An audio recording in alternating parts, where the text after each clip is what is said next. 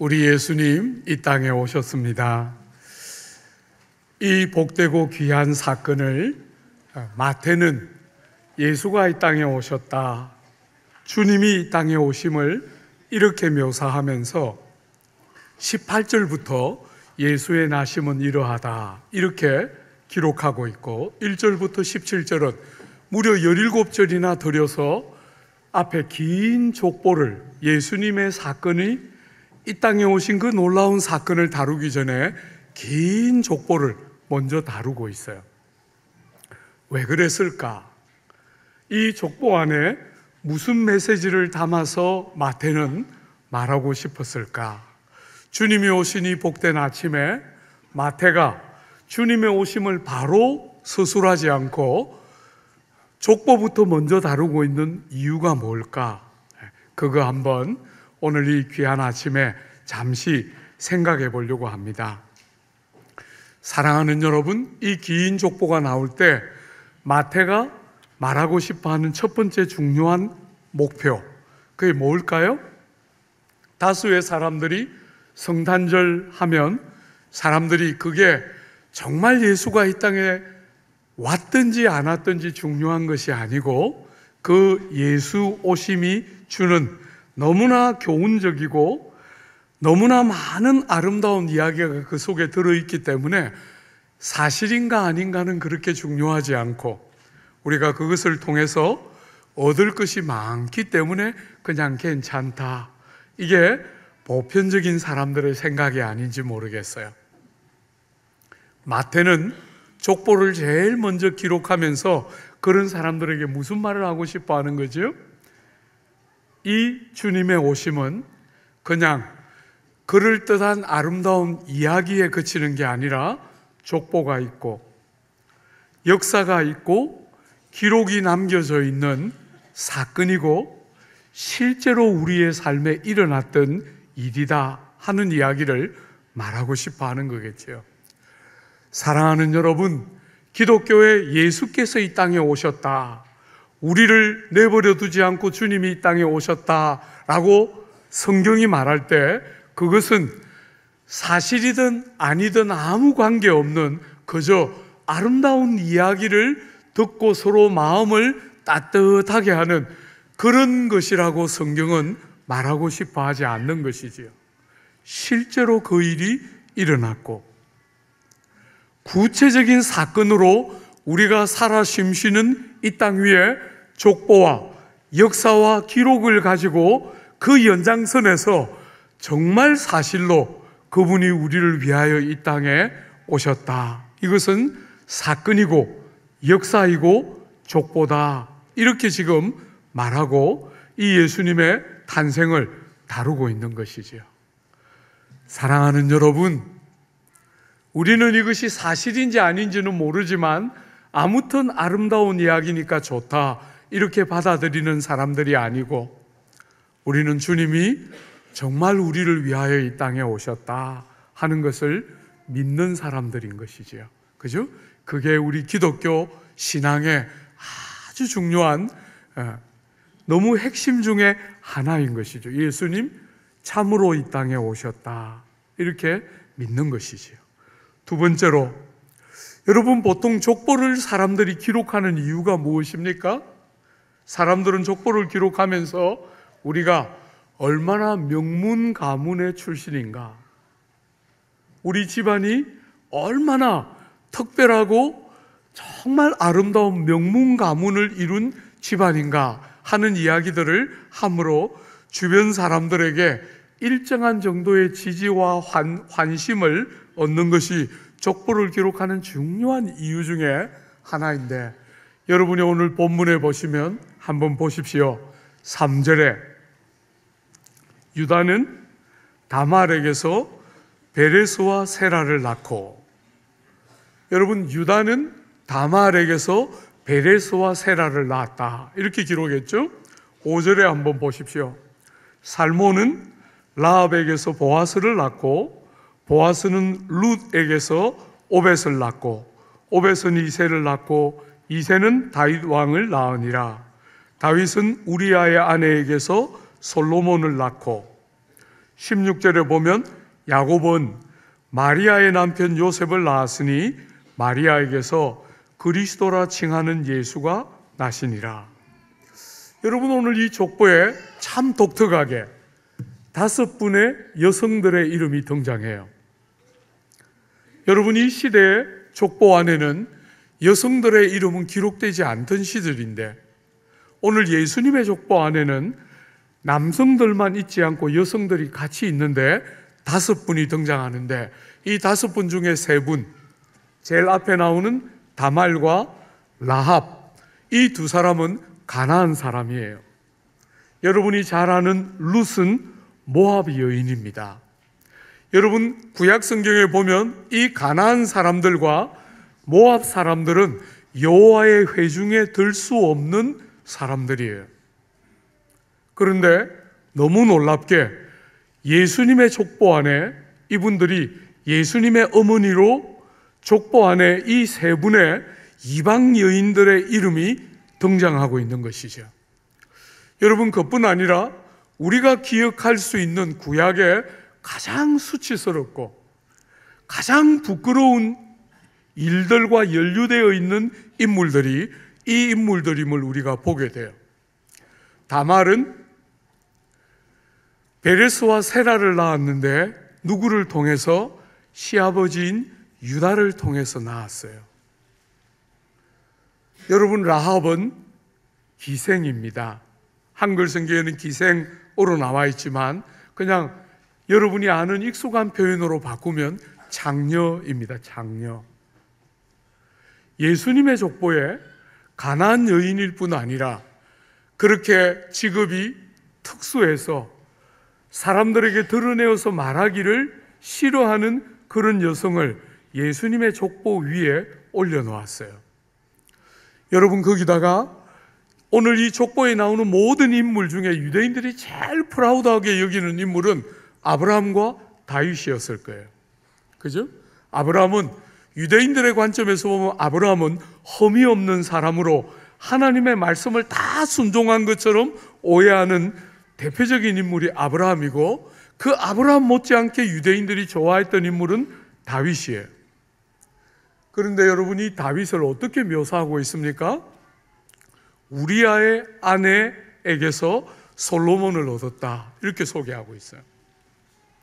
우리 같았으면 이렇게 기록 안 했을 거예요. 그죠? 우리 같았으면 바세바에게서 솔로몬을 얻었다, 다윗은 바세바에게서 솔로몬을 얻었다, 이렇게 기록할 텐데 예수님의 족보는 그렇게 기록되어 있지 않아요. 다윗은, 그 위대한 인물인 다윗은 우리아의 아내 취하여서 솔로몬을 낳았다, 이렇게 기록하고 있어요. 이게 무슨 말을 하고 있는 거예요? 다윗의 제일 수치스러운 역사를 그대로 노출시키고 있는 거예요. 여러분, 우리아는 다윗을 도와서 다윗이 도망 다닐 때부터 신실하게 다윗의 장수로서 아주 충성스럽게 다윗을 섬겼던 대표적인 인물 중에 한 사람인데 그 충성스러운 자기의 부하의 아내를 얻기 위해서 부하를 괴략으로 죽인 바로 그 우리아라는 사람을 죽여서 아내를 탈취한 그 다윗의 생애 제일 수치스럽고 부끄러운 역사를 그대로 성경을 기록해 놓고 있어요. 사랑하는 여러분, 이 족보는 왜 우리에게 이런 기록을 가지고 무슨 말을 하고 싶어 하는 것입니까? 족보의 일반적인 용도와 너무 구별되게 왜 예수님의 족보는 이런 족보가 먼저 나오고 그 다음에 예수님이 이 땅에 오셨다 하는 이야기가 그 다음에 나오는 것일까요? 사랑하는 여러분, 우리가 살아가는 이 세상에 많은 사람들은 이 시대가 원하는 문화와 가치와 이런 영역에서 우리가 정말 거명할 만한 어떤 인물이 되는 것이 성공이라고 다 생각하는 이런 세상 속에 그 시대와 문화와 가치가 도저히 받아들일 수 없는 어떤 인물들이 예수님의 족보 안에 기록되어 있으므로 여러분과 저에게 무슨 이야기를 하는 것입니까? 다윗처럼 이렇게 출중하고 훌륭한 인물이 그 가지고 있는 훌륭함 때문에 예수님의 가족 안에 포함된 것이 아니라, 사랑하는 여러분, 그의 모든 훌륭함과 장점에도 불구하고 다윗을 예수님의 가족 안에 들어가게 하는 것은 하나님의 은혜다. 그렇게 흠이 있고, 그렇게 모자라고, 그렇게 많은 한계와 약함을 가지고 있는 인생들을 은혜가 예수님의 족보 안에, 예수님의 가족 안에 우리를 받아들이게 하는 것은 은혜가 그와 같은 일을 하는 것이다. 사랑하는 여러분, 땅을 사는 어떤 사람도 은혜가 필요 없는 사람이 없고, 어떤 사람도 너무 악하고 나빠서 은혜에 적용될 수 없는 사람도 아무도 없이, 어떤 사람이든, 그가 어떤 사람이든, 왕이든 장녀든, 남자든 여자든, 이방인이든 유대인이든, 도덕적인 사람이든 비도덕적인 사람이든, 그런 것을 가지고 끝없이 나누는 세상 속에 예수님은 우리를 바라볼 때 우리가 어떤 사람이든 예수님이 이 땅에 오셨음을 인해서 우리를 당신의 가족 안으로 받으시기를 부끄러워하지 않으신다. 사랑하는 여러분, 여러분이 여러분 자신에 대해서 어떻게 생각할지라도 주님은 여러분과 저를 당신의 가족으로 받아들이는 일에 아무런 부끄러움과 주저함도 없다. 이게 예수께서 이 땅에 오신 그 놀라운 사건을 말하기 전에, 오셨다 이럴 때 그분이 어떤 특별한 사람들만을 위해서 오신 것이 아니라 바로 예수님의 족보 안에 나오는, 예수님의 가족 안에 나오는 바로 그 사람들처럼 허물 많고 많은 약점과 한계를 그대로 가지고 있는 우리들을 당신의 가족이라 부르기를 부끄러워하지 않으신다. 사랑하는 여러분, 여러분이 아시는 것처럼 제가 대학을 다닐 때 정치외교학 공부했지 않습니까? 그때 꿈이 정치 한번 해보는 거였어요. 정치를 해서 나라를 한번 바꾸었으면, 이런 제도와 이런 불합리한 질서를 한번 바꾸었으면 하고 젊은 시절에 정치 한번 하려고 생각했는데, 주님께서 대학 졸업 2달을 앞두고 얘야 그때 무슨 계산 착오가 있었던 것 같다. 너는 그 길이 아니고 목회로 와 하고 저를 부르셨을 때 제가 주님께 대답했어요. 주님, 저도 됩니까? 저 같은 사람도 목회에 부름받을 수 있습니까? 제가 주님께 그렇게 물었어요. 사랑하는 여러분, 은혜를 은혜답게 잘 모를 때는 정치를 해서 세상을 바꿔야지 이렇게 생각했는데, 은혜가 삶 속에 딱 들어오고 나니까 하나님께서 저 같은 사람을 목회로 부르실 때 하나님, 저 같은 사람도 됩니까? 하는 질문이 저절로 나왔어요. 오늘 여러분들의 삶의 자리에서 주님을 향해서 주님, 나 같은 사람도 됩니까? 이렇게 혹시 질문하는 사람들이 있습니까? 오늘 족보는 여러분들을 향해서 주님은 조금도 부끄러워하지 않으신다. 여러분을 당신의 가족 안으로 받아들이시는 일에 조금의 주저도 없으시고 조금도 부끄러워하지 않으신다. 이 족보가 여러분과 저에게 예수 오시니 복된 날, 이 족보는 여러분과 저에게 그 메시지를 지금도 변함없이 우리에게 하고 있는 것이지요. 세 번째로, 여러분이 이 족보를 한번 보십시오. 얼마나 깁니까?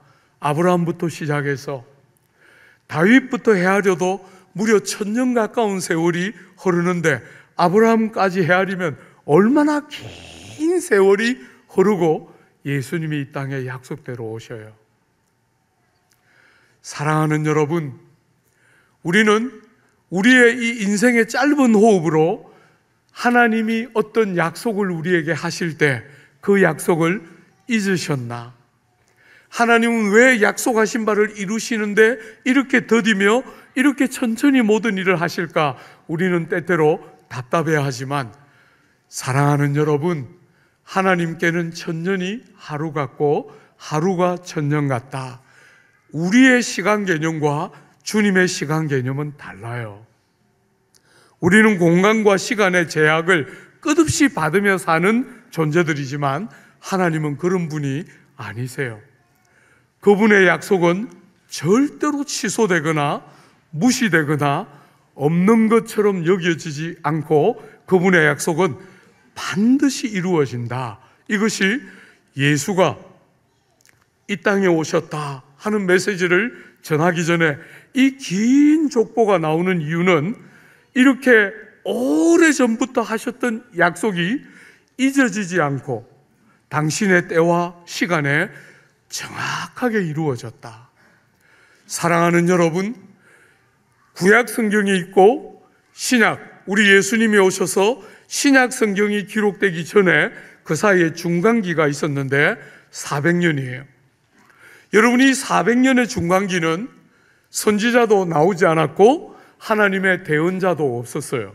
그래서 계시의 말씀이 잠잠했고 선지자들도 등장하지 않던 그 400년의 침묵을 거쳐서 약속하신 그대로 당신의 아들이 이 땅에 우리의 몸을 가지고 오셨어요. 주 안에 사랑하는 여러분, 세상을 살아가면서 말씀대로 정말 될까 고통하고 씨름하는 사람들이 있습니까? 예수가 오신 이 복된 날 아침에 족보를 가지고 족보를 먼저 쭉 기록하고 나서 그 다음에 예수님 오셨다 이렇게 기록하는 마태는 오늘 우리에게 주님의 약속이 더딘 것 같아도, 때로는 주님이 그 약속을 잊어버린 것 같아 보여도 절대로 낙심치 말고 말씀대로 될 줄 딱 붙들고 믿음으로 신실하게 주를 기다리면 부끄러움을 당치 않을 것이라고 말하고 있는 거예요. 사랑하는 여러분, 주님이 우리에게 하신 말씀은 패하여짐이 없습니다. 말씀대로 됩니다. 여러분들이 사람과 다른 그분의 성품, 약속하신 말씀을 반드시 이루시고 마시는 하나님을 신뢰하고 의지하는 일에 실패하지 않기를, 이것이 마태가 이 족보를 가지고 우리에게 하고 있는 세 번째 메시지입니다. 그죠? 마지막으로 하나만 더 생각해 볼까요? 17절 한번 보십시오. 여러분이 17절 우리 같이 한번 읽어볼까요?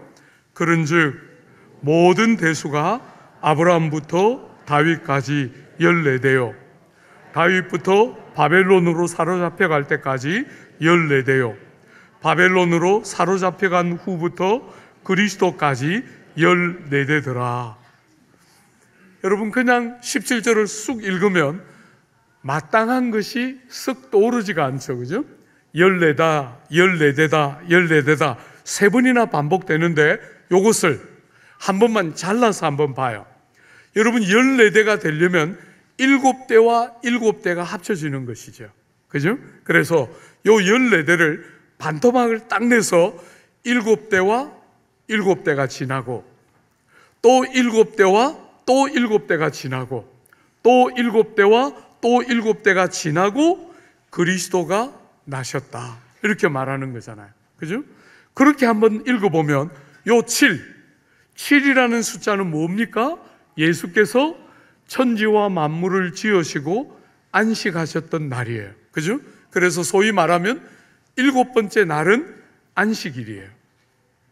여러분, 7년이 되면 어떻게 됩니까? 안식연이 됩니다. 땅을 열심히 경작하다가 7번째 해가 되면 그 땅을 묵혀둬서 땅이 지력을 회복하고 다시 영양분을 잘 보충해서 또다시 왕성하게 여러 곡물들을 이렇게 자라게 할 수 있는 건강한 땅이 되도록 7년이 되면 땅을 묵혀놓는 안식년이 되는 것이죠. 여러분, 그 7년이 7번을 곱하게 되면 어떻게 됩니까? 희년이 됩니다. 희년. 종들이 자유를 얻고 빚진 자들의 빚이 탕감되는 희년이 49년째가 되면 희년이 되는 것입니다. 여러분, 우리 예수의 출생을 마태가 이렇게 14대, 14대, 14대 7년, 7년, 7년, 7년을 6번 반복하고 7번째 7년이 시작되는 7번째 세대가 시작되는 그때 예수께서 오셨다, 이렇게 표현할 때 무슨 말을 하고 싶어 하는 것입니까? 안식의 때가 왔다 하는 것을 예수 이 땅에 오심으로 이 수고롭고 이 애쓰며 세상을 살아가는 우리 인생들에게 약속대로 안식을 주시는 때가 왔다 하는 것이 오늘 이 족보가 말하고 있는 네 번째 교훈이에요. 안식의 때가 온 것입니다. 예수께서 당신의 고향에 가셔서 나사렛 땅에 가셔서 본문을 읽으실 때 이사야 61장을 읽지 않습니까? 가난한 자에게 복음이 들리고 갇힌 자에게 자유가 주어지고 눌린 자에게 자유케 함을 주시고 눈먼 자들을 보게 하는 그 여호와의 은혜의 해에 관한 본문을 쭉 읽으신 다음에 오늘 이 말이 너희 귀에 응하였다, 이렇게 당신의 첫 번째 설교를 하셨어요. 사랑하는 여러분, 주님이 이 땅에 오셔서 당신이 이 땅에 오셔서 하신 제일 중요한 결과 중에 하나가 여호와의 은혜의 해가 시작되어서 종들이 자유함을 얻고 눌린 자들이 풀려남을 얻고 눈먼 자들이 보게 하고 여호와의 은혜가 우리의 삶 속에 밀려 들어오면서 잃었던 안식과 자유를 얻게 되는 복된 일이 주님이 이 땅에 오심으로 우리의 삶에 열렸다, 이렇게 말하고 있는 것이죠. 사랑하는 여러분, 세상은 안식할 때가 있는 것처럼 여기지만 여러분들이 세상 살아가면서 다 경험하는 것처럼 세상살이에 쉼은 없어요. 쉼은 없습니다. 그죠? 한 고비를 넘으면 또 다른 고비가 기다리고 또 다른 고비를 넘으면 또 다른 고비가 기다려요.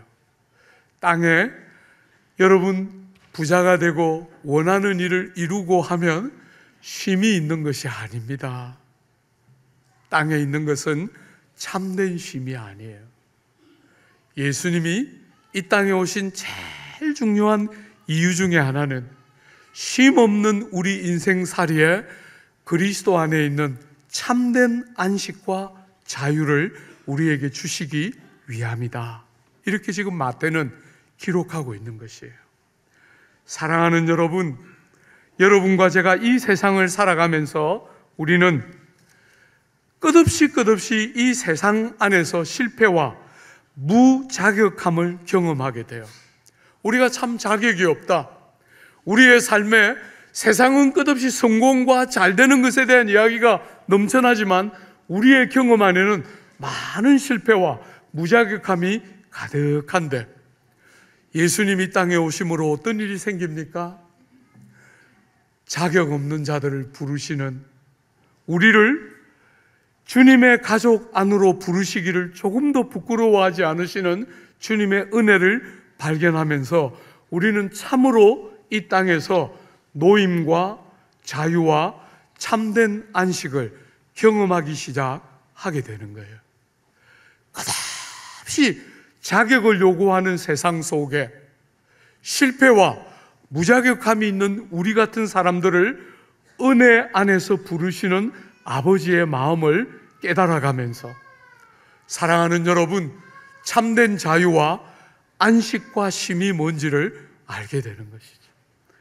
여러분, 우리가 살아가는 이 세상은 거듭 새해를 맞을 때마다 소망을 말하지만 많은 학자들이 연구를 하면 할수록 미래에 대해서는 불확실성이 더 커졌다 하는 이야기를 우리는 끝없이 듣고 있는 시대를 살지만 사랑하는 여러분, 여러분과 제 삶에 세상에 어떤 불확실성이 더해지고 앞으로 미래가 어떻게 될지를 더 장담할 수가 없고 어떤 일이 어떻게 일어날지를 더 모르는 그런 모든 순간에도 우리가 쉼을 얻고 안식을 누리며 자유를 얻게 되는 것이 무엇 때문입니까? 예수가 오셨기 때문에. 사랑하는 여러분, 예수님이 과연 약속하신 대로 오셨기 때문에 그 예수님이 반드시 말씀하신 대로 다시 오실 것을 믿는 것이죠. 세상에 어떤 불확실성이 더해져 가고 어떤 불행과 어떤 시련이 더해져 가고 더해져 갈지라도 우리 성도들의 삶 속에 소망이 끊어지지 않고 잃어버릴 수 없는 이유는 예수님이 오심으로 하나님의 약속이 이루어졌고 주님이 다시 오시겠다는 약속이 틀림없이 이루어질 줄 알기 때문에. 사랑하는 여러분, 미래가 불확실하다는 이야기 수도 없이 쏟아넣는 세상 속에 살지라도 미래에 대한 분명하고도 요동할 수 없는 소망을 딱 붙들 수 있는 이유가 뭐라고요? 주님이 온 역사와 만물을 통치하시면서 당신의 때에 과연 오셔서 우리의 모든 쉼과 이 모든 안식을 완전하게 하시는 순간을 주실 것을 믿기 때문에 어떤 일이 불안전하고 여전히 모든 미래가 불확실해도 염려와 근심에 사로잡히지 않고 변함없이 소망을 신뢰하고 붙들 수 있는 것은 주님이 이 땅에 오신 귀한 사실을 믿고 그 사실과 똑같이 마침내 오셔서 우리에게 주실 안식을 완성하실 줄 믿기 때문이지. 사랑하는 여러분, 정말 성탄절은 얼마나 복된 절기인지 모르겠어요. 안 믿는 사람도 얼마든지 우리 같은 행복을 느낄 수가 있고 여백을 가지고 누군가를 선물하고 누군가를 찾아서 감사를 표하고 사랑을 마음껏 나눌 수 있는 정말 너무 복된 절기가 이 성탄의 절기인데, 이 복된 절기에 마태가 주님의 오심을 말하면서 말하고 싶어 했던 이 네 가지 귀중한 진리가 경험되고 맛보아지고 참여하게 되는 복되고 귀한 은혜가 여러분 모두의 삶에 풍성하게 임하게 되기를 기대하고 축복합니다.